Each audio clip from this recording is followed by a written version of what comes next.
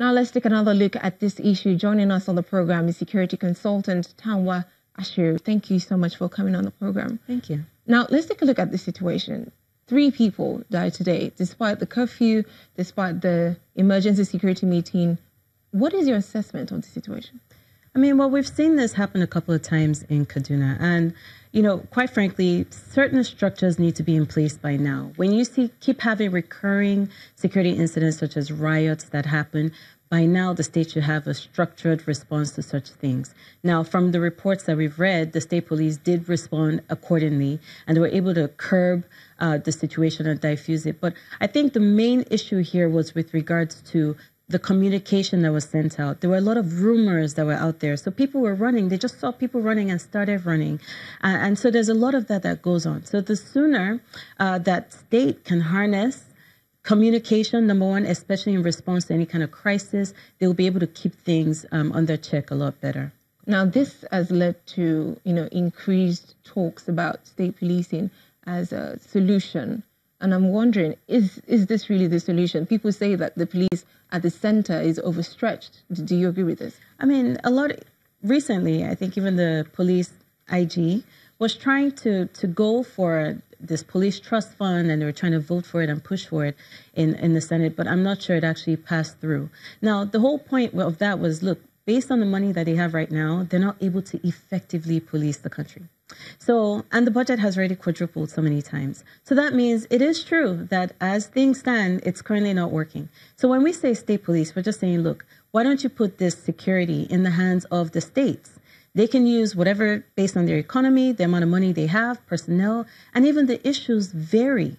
So if we can structure our solutions based on our specific challenges, it will be a lot more effective in securing the states. Now, as far back as the last election, there were a lot of talks about state policing, and time again, this always comes up. And I'm wondering, why haven't we seen any decisive action taken? I mean, it's something called hard choices. In this case, really, it's a very difficult choice to make because we know the pros and the cons. We've heard so many people talk about it.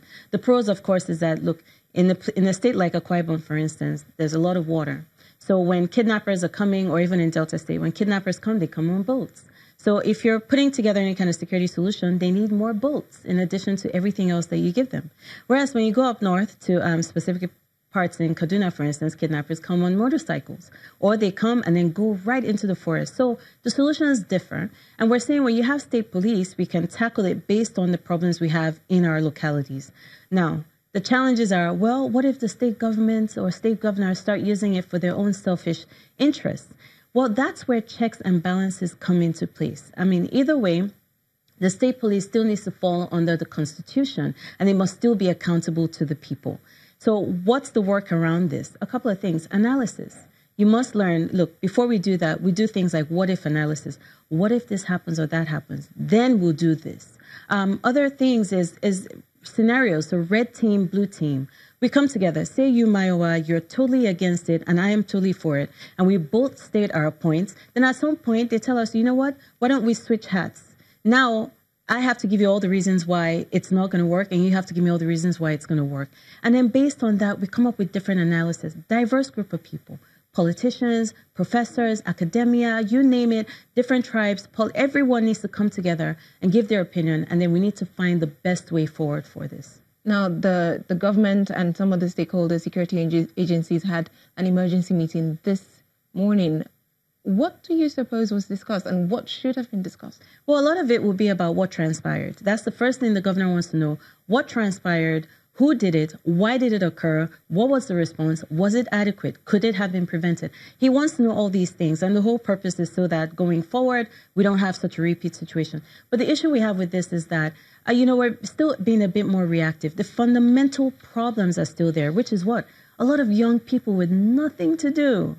There's a lot of that going on, or communication structures are not strong, like I said earlier. So the moment one rumor goes out on WhatsApp, and then next thing you know, everyone's responding to that.